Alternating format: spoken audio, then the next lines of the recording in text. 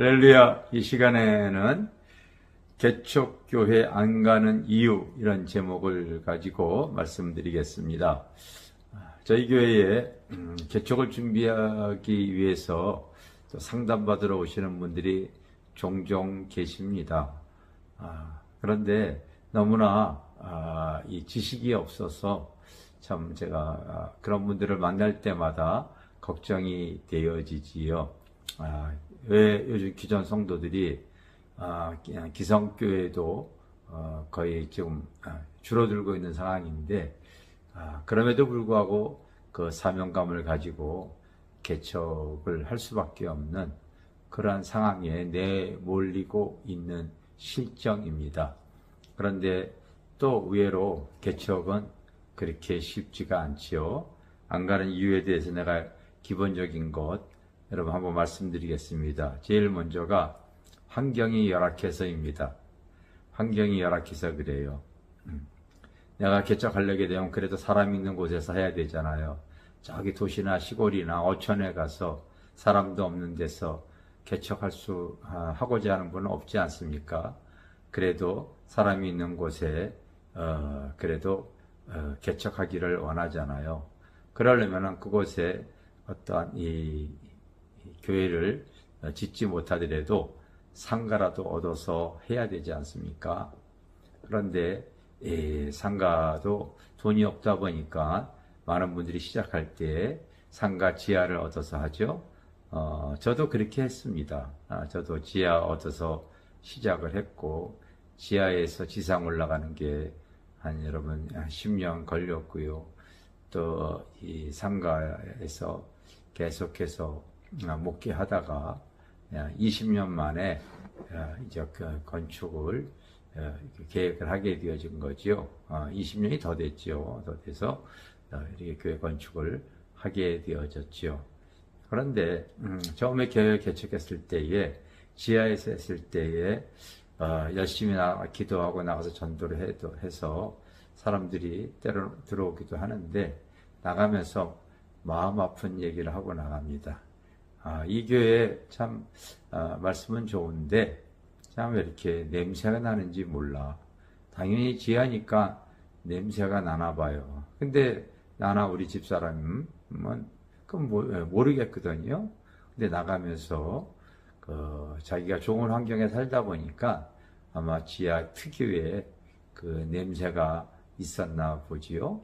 식당을 쓸 때 식당이 없으니까요, 주차장을 개조해서 우리가 식당을 썼습니다. 오늘 한 지체 되시는 분이 식사를 대접하겠다고 해서 좋은 식당을 찾아갔는데, 그날이 오늘이 바로 휴무일이더라고요. 그래서 할 수 없이 다시 또 이제 주차장을 좋은 식당을 이렇게 알아서 갔는데, 어디에 갔겠어요? 주차장이 있는 식당을 찾아갔습니다.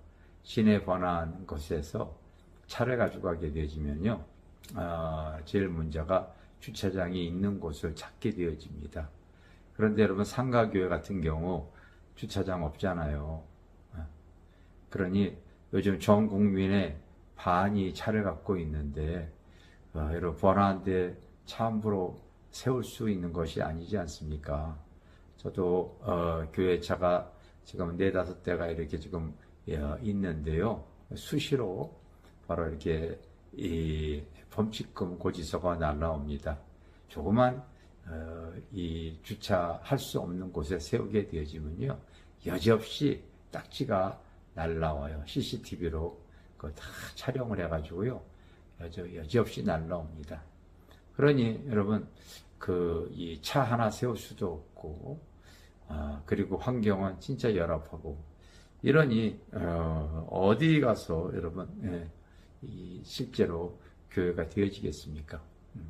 또 두 번째는, 내가 개척교회 가게 되어지면요, 상당히 부담스럽습니다. 봉사 내가 다 해야 돼요. 헌금 안 하게 되어지면 금방 티가 납니다. 무슨 일 할 때 자기만 쳐다보게 되어지잖아요. 그러니 부담스럽습니다. 부담을 느끼지 못하는 분들은 갑니다. 어떤 분이겠어요? 바로 이 세상에서 살다가 환난당한 자나 빚진 자, 마음이 원통한 자, 이런 사람들은 어떻게 아무것도 모르고서 이제 교회 전도되어 나갈 수도 있습니다. 그런데 이제 그런 분들이 교회 목회자들이, 개척교회 목사님들이 정말 한 영혼을 소중히 여겨가지고 어느 정도 믿음을 키워나갑니다. 근데 믿음이 눈에 띄게 되어지면요, 그런 분들이 교회 안에서 때로는 상처를 받거나 시험이 들기도 하지 않습니까? 그럴 때 더 좋은 교회, 더 나은 교회를 여러분 향해 많이 이동하지 않습니까? 그래서 예전에는 다 사실은요, 개척교회가 흥황할 때에 그런 분들이 사실은 중형교회, 대형교회로 많이 가서 그 교회들이 그 어부지리로 커져나간 것이 한국교회 사실은 실상이었습니다. 그런데 요즘은 그렇지도 못하니까요, 더 부담스러워서 성도들이 가지 않는 거죠. 세 번째는 자기 스스로의 믿음의 수준이 높다고 여기기 때문에 그렇습니다.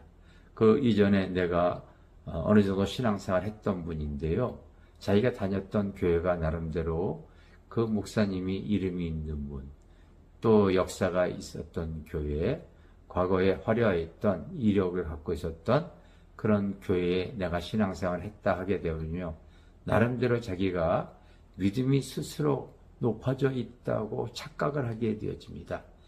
그러다 보니까요, 상대적으로 비교의식으로 이 교회는 그렇지 못하잖아, 이 바로 비교하게 되어지죠. 그리고 개척교회를 낮게 바라보는 시각을 갖습니다. 여러분 아시지 않습니까? 우리 주님은 중심을 바라보지만 사람은 외모를 바라보는 거예요. 그래서 교회 안에서도 내가 스스로가 내놓을 것이 없다고 여겨지면은요, 스스로가 기가 죽지 않습니까? 교회 안에서 내가 지위가 높다거나 돈이 많다거나 잘났다고 하는 사람은요, 이렇게 여러분 의식되어지는 그 자존감이 있는 모습을 갖지 않습니까? 그런데 그것이 없는 분들은 스스로 위축되어지잖아요. 개척교회도 스스로 그런 모습이 은연중에 드러납니다. 그러니 나름대로 자기가 그런 믿음 있는 교회에 다녔다고 생각을 하게 되어지면요, 개척교회 또 가지 않습니다. 여러분 이런 여러 가지 이유로 인해서 개척교회가 더 힘들 수밖에 없는 이 시대에 참 근래 제가 고무적인 소식을 들었습니다. 제가 작년 우리가 2023년 4월부터 겟세마네 기도회를 이렇게 하게 되었잖아요. 그래서 이제 2024년이 되어졌는데, 바로 지난주에 한 포항에서 올라왔던 한 목회자 목사님이 우리의 겟세마네 기도회를 같이 따라 하시면서 저녁에도 계속 같이 기도하시고, 또 겟세마네 기도회 40일 이런 걸 기도회를 마치고 오셨더라고요. 그런데 그 교회도 개척교회인데도 그럼에도 불구하고요, 교회가 견실히 성장해 나가고 있는 모습을 들으니 얼마나 기쁜지 모릅니다.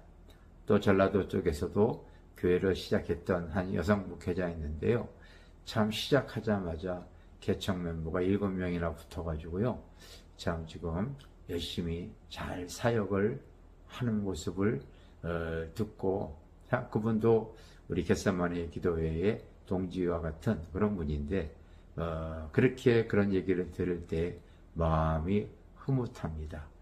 인천에 또 교회를 개척했던 한 목회자도 그 기도를 통하여서 지금 개척을 시작했는데 잘 하고 있다는 소식을 들으니까요, 결국은 하나님 의지하는 기도, 그 성령의 나타남 밖에 없다.